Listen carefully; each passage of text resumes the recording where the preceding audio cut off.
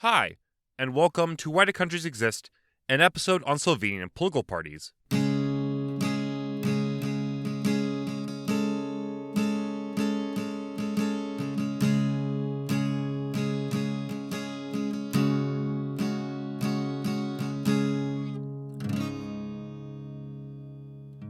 So today's episode was requested by Luke Zerbek and Snowdolf Volv on YouTube. If you want me to do another country's political parties, please either comment it down below, send me an email, send me a message on Patreon for my patrons, thanks to them, and specifically Danny Brown, by the way.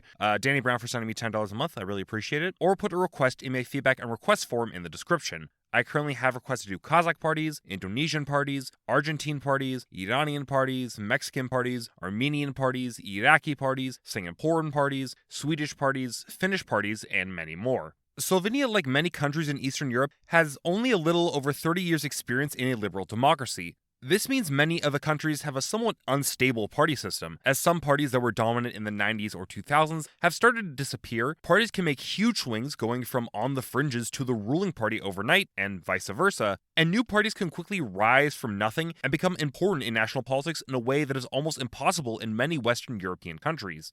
In the 2018 election, 9 parties entered into Slovenian parliament. Then, in the latest 2022 election, 5 of these parties were completely eliminated from parliament, with 3 of them dissolving shortly afterwards. The party that got the most votes had only really existed for 3 months before the election, and finally, almost 25% of Slovenian voters voted for a party that did not make it into parliament, with many parties falling just short of the threshold. This compared to, say, Portugal, where only 3.2% of the population voted for a party that failed to enter parliament, is very high. All this shows that Slovenia's party system isn't strong, and parties in the country, while many do for the most part represent a significant ideological bloc in the country, are not guaranteed to last. The party that got the most votes came from the left-leaning liberal bloc in Slovenia. The interesting thing about this liberal bloc is it hasn't been able to consolidate around a singular party, with almost every election at least one new liberal party forming. From 1992 to 2004, Slovenia was under the control of the Liberal Democracy of Slovenia party. However, it lost the 2004 election to its conservative rivals, and while it slugged on, it lost its last parliamentary representation in the 2011 election. In 2007, the Zares party was formed as a breakoff of the Liberal Democracy of Slovenia party, winning 9% of the vote in the 2008 election and playing a junior role in the government. Then, in 2011, a new party, Positive Slovenia, was formed, becoming the most voted for party with 28% of the vote, with Alenka Bratušek becoming prime minister in 2013 before elections in 2014 ended its reign. 2014 would see Bratušek form her own party, getting a small 4% of the vote.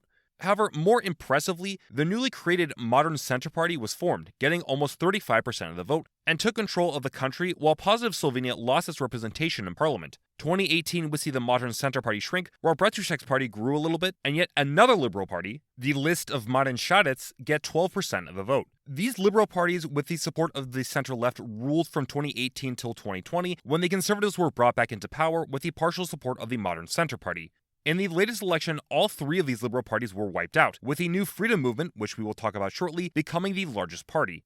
I just threw out a whole bunch of political parties, and you don't need to remember everyone, but rather you should just remember that Slovenia has had a lot of short-lived liberal parties that would shrink up and then quickly disappear after a couple of years, but remarkably always seem to be in an important position in the country's politics.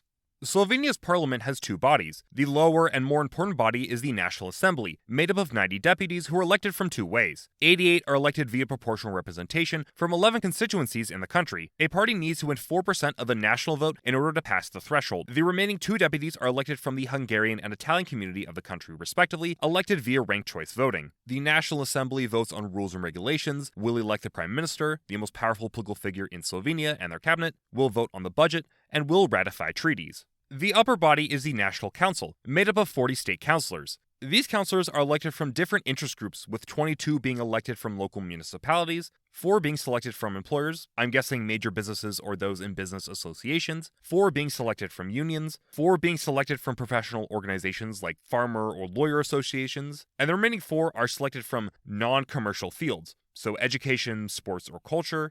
So I'm guessing maybe stuff like teachers' unions, such associations, or museum networks. These 40 state councillors primarily function as an advisory body, helping the National Assembly craft legislation, asking the National Assembly to vote on certain laws, and can call for a parliamentary inquiry or constitutional court to look at a new law or policy. The National Council, as far as I can tell, doesn't have political parties and is a much weaker body, so I'm not really going to be focusing on it this episode. But it does play an important, if minor, role in Slovenian politics. Slovenia is also a member of the EU, sending 8 members to EU Parliament. So let's talk about the large party I mentioned earlier, the Freedom Movement, or GS. GS was formed in early 2022 after Robert Golob, the recently retired head of the GENI energy company, took over a small, dead environmentalist party and reformed it into GS. He contested the 2022 election and won with the support of those upset with the current Slovenian government under Janez Janša of the SDS, primarily young people, much of the liberal bloc voter base, and somewhat with more support in the south. The Freedom Movement was then bolstered by Bratušek and Saric, and their parties joining and merging with the Freedom Movement after the election. It is the largest party in the National Assembly, and the current government is headed by Golob as Prime Minister. It currently has 40 deputies and sends 2 members to EU Parliament, who sit in the Renew Europe group. GS was described as a liberal and environmentalist party in 2022 with its promise of cleaning up corruption, promoting renewable energy, restoring friendly relations with the EU, and opposing stronger border security measures and doing more to help refugees. It's overall socially liberal, supports more government interventions, and is pro-EU. On its website, it talks about supporting more referendums, backs digitization, building up infrastructure, wants to ensure pensions continue to pay well, wants more investment into education and healthcare, supports a just ecological transition, and supports the legalization of cannabis. However, a big problem that GS was accused of in the lead up to the election was not really having an actual platform and campaigned more on saying they were new and without the baggage of other parties. It seems now GS is taking more of an identity, but it is true that GS was elected for similar reasons many of the liberal parties before them were elected. They were new and promised they were different from other parties, but now that they have run the country, this allure has worn off and they now have to campaign on their track record, which historically liberal parties have done a terrible job at.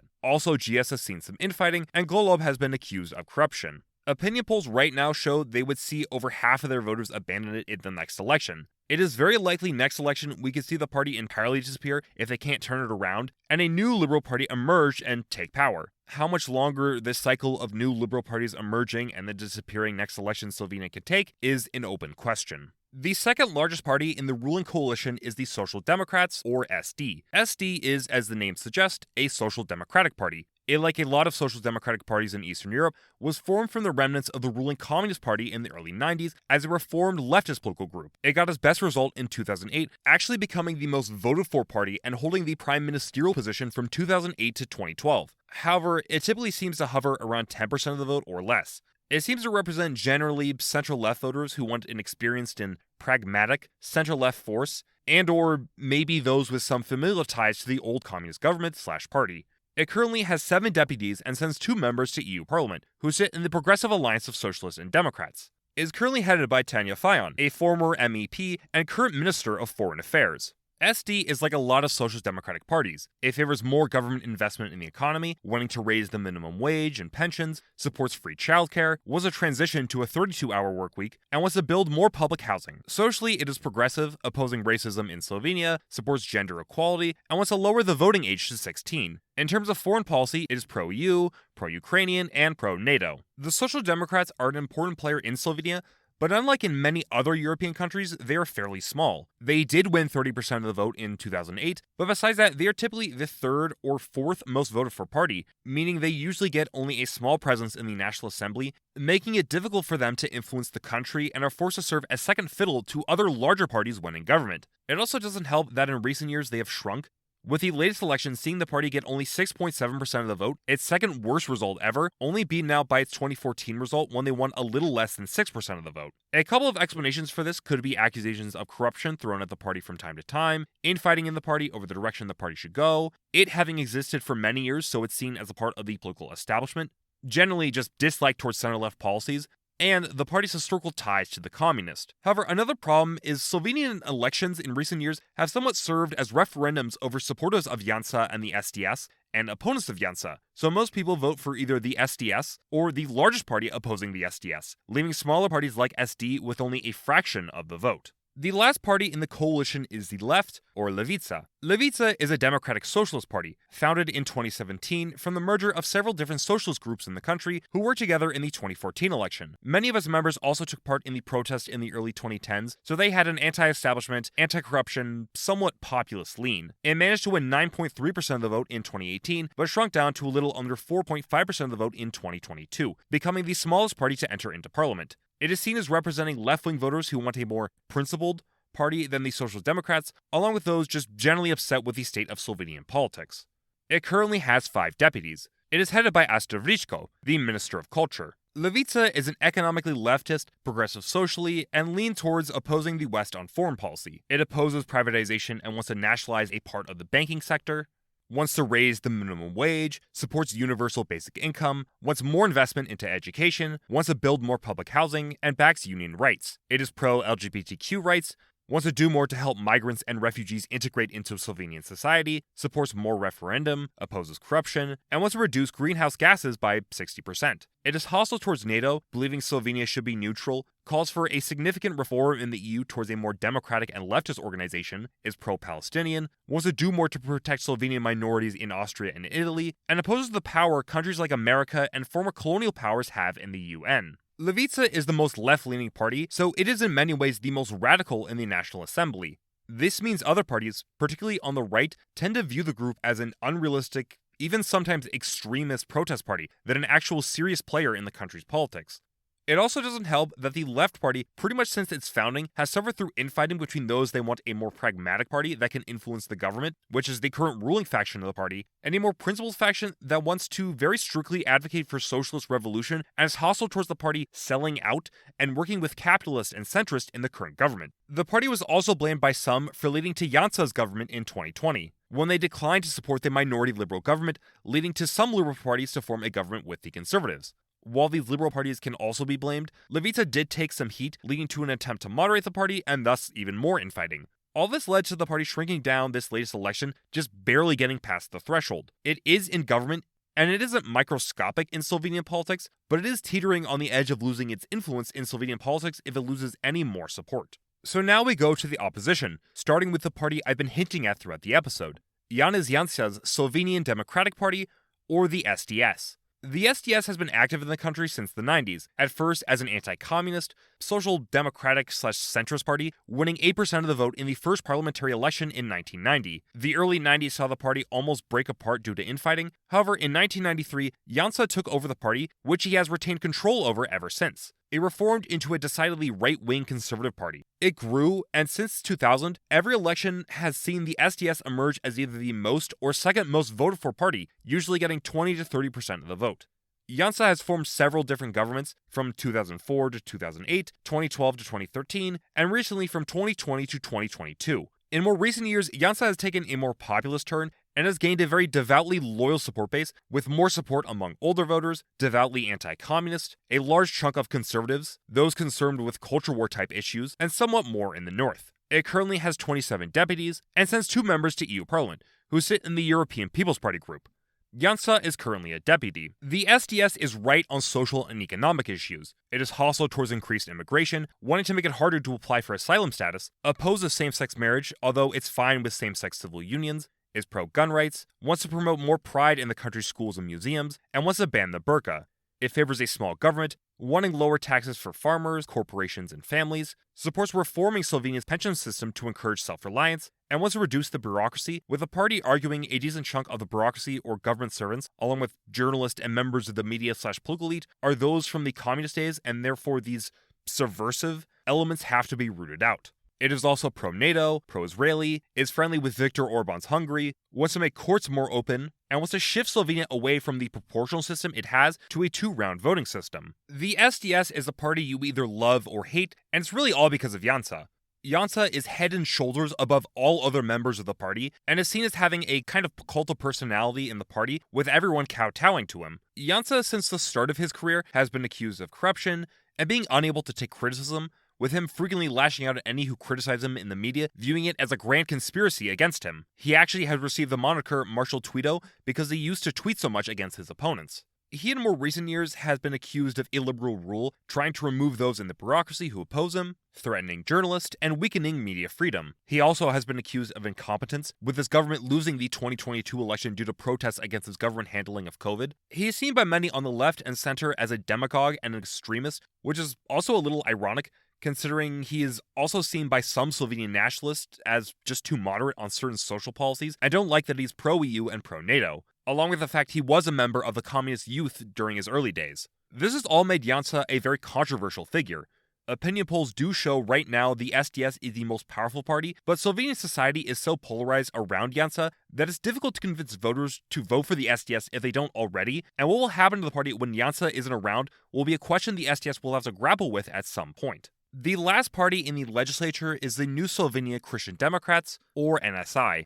NSI was formed in 2000 when a Christian Democratic Party merged with the Slovenian National Party, which we will talk about a bit later. After the merger, tension broke out, with those who didn't like the merger forming NSI. As the name suggests, it's a Christian Democratic Party representing center-right conservative thought. It's pretty closely tied with the SDS, working with them in the National Assembly and played a junior role in every single one of Janša's governments. It currently seems to represent those in Slovenia who lean right and are generally moderate/establishment leaning, but who don't want to vote for the SDS for whatever reason, but also aren't 100% hostile towards working with them, seeing as they work together very often. It's also likely due to the Christian Democratic nature of the party, it's more supported by religious Slovenians. It currently has 8 deputies and sends 1 member to EU Parliament, who sits in the European People's Party group. It is currently headed by Marte Toni, the former Minister of Defense and current deputy. NSI is pretty similar to SDS. It socially opposes increased immigration, especially from non-EU countries, wants more funding to go towards the security and police forces, opposes LGBTQ rights, supports school choice, and opposes gender ideology being taught in schools. Economically, it claims to support a social market economy, but also favors private investment into healthcare, favoring market solutions to environmental problems, supports more flexibility in the labor market, wants more private housing projects to be built, opposing the state giving out handouts or free living, and wants to lower taxes. It is pro-EU, favoring closer economic relations with the Union, is pro-NATO, wants a stronger UN, supports decentralization, wants to support hydropower more, backs more public transport, and calls for reconciliation for all those who fought in World War II, including both communist partisans and the Nazi-backed Slovenian Home Guard. NSI, while it doesn't have the baggage of Janša, it still lives under his shadow. As I talked about with the Social Democrats, most people in the country vote based on if they like or don't like Janša, with politics polarized into the 2 largest parties getting a majority of the vote, and the other parties just getting the scraps. The fact of the matter is, the SDS is the largest right-wing party with Janša, so NSI will pretty much always play second fiddle to them and have to work with them if they want to enter into government. So they are stuck as a minor force and are seen by the left as just a puppet of Janša's. They apparently have in recent months moved towards working with the Slovenian People's Party, signing an agreement to cooperate together, so maybe it'll move away a bit from Janša, but we'll see. They are a center-right European party, so accusations that they are a party for the rich, are establishment, and are too old-fashioned and out of touch do likely get thrown at them as well. Finally, the party also apparently has a reputation of being a very Christian party, so more secular Slovenians are likely less likely to back them, and is seen with its reconciliation policy of glossing over war crimes the Home Guard committed in World War II. So we are all done with the parties in the National Assembly, but there's a couple more I want to talk about. I had mentioned the Slovenian National Party, or SLS, so let's talk about them. The SLS was formed in 1988 as the Slovenian Peasants' Union, serving as a conservative, agrarian, anti-communist party, playing an important role in the first democratic government in Slovenia in the 90s. In 1992, it was given its current name, and it's ideologically center-right. It got its best result in 1996 with almost 20% of the vote. It over the years served in several different coalitions, notably both working with and against Janša. However, it all came crashing down in 2013, as corruption, especially in the city government of Maribor, caused massive protests in Slovenia, resulting in the government SLS was in to be dissolved.